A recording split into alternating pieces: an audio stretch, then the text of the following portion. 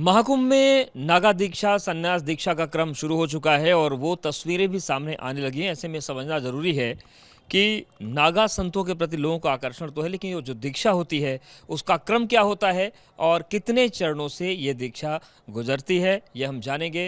निरंजनी अखाड़े के महामंडलेश्वर स्वामी महेशानंद जी हमारे साथ हैं। महाराज जी, ये जो नागा दीक्षा दी जाती है इसकी पूरी प्रक्रिया क्या होती है, कैसे ये दीक्षा पूरी होती है?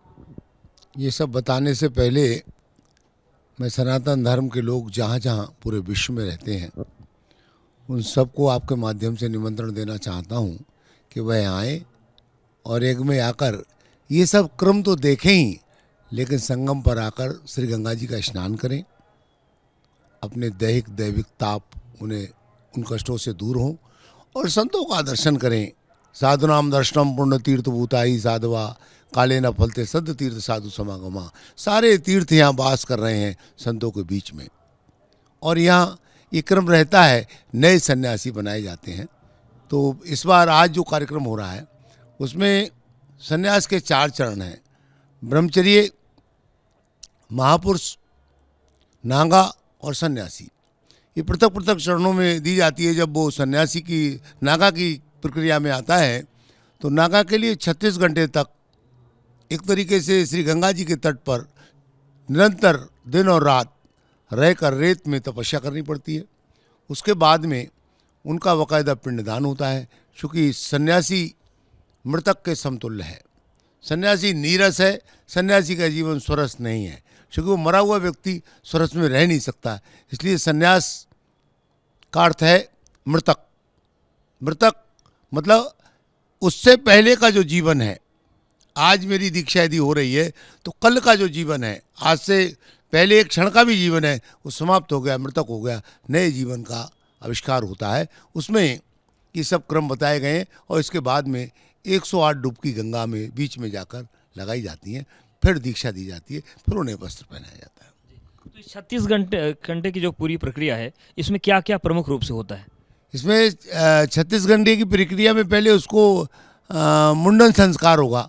मुंडन संस्कार के बाद में विजया हवन होगा, और विजया हवन के बाद में कई जगह बहुत लोगों के लिए विजया हवन में उनका लिंग तोड़ दिया जाता है। लेकिन आजकल वो प्रक्रिया नहीं है, क्योंकि उसको विराम कर दिया गया है, कई घटनाएं हुई इसकी वजह से।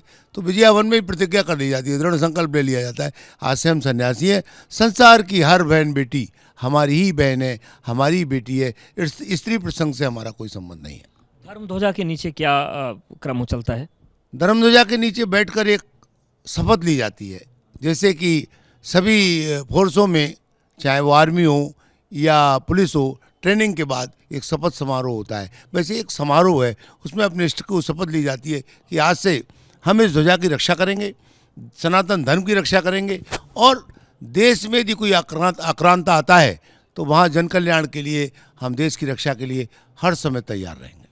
जो 36 घंटे की प्रक्रिया है, गंगा जी के तट पर बैठना होता है, 108 डुबकी से पहले जो 36 घंटे हैं, क्या कोई वहाँ भी मंत्र दिया जाता है जपने के लिए? वहाँ क्या वो करते हैं नागा?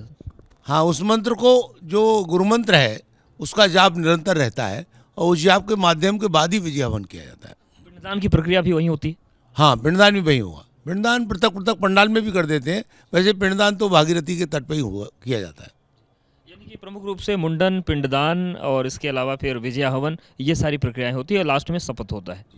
लास्ट में शपथ होगा। शपथ समारोह में जो नागा है वो अपने अपने पंडाल में चले जाएंगे। फिर यहाँ से जब नागा बन जाएंगे, सब लोग हिमालय में चले जाते हैं। और 36 वर्ष की तपस्या का वर्णन है, तो 12 वर्ष तक वो लोग मौन रह सकते हैं। 12 वर्ष तक अन्न का त्याग करेंगे, और 12 वर्ष के बाद खड़ेशी तप करने के बाद हिमालय से जब आते हैं, तब वह पूर्ण सन्यासी होते हैं, तब वो ब्रह्मनिष्ठ होते हैं।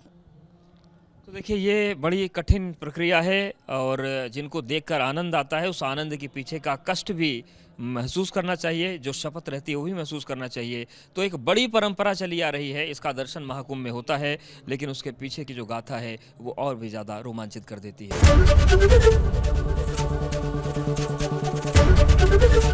एबीपी गंगा, खबर आपकी, जुबान आपकी।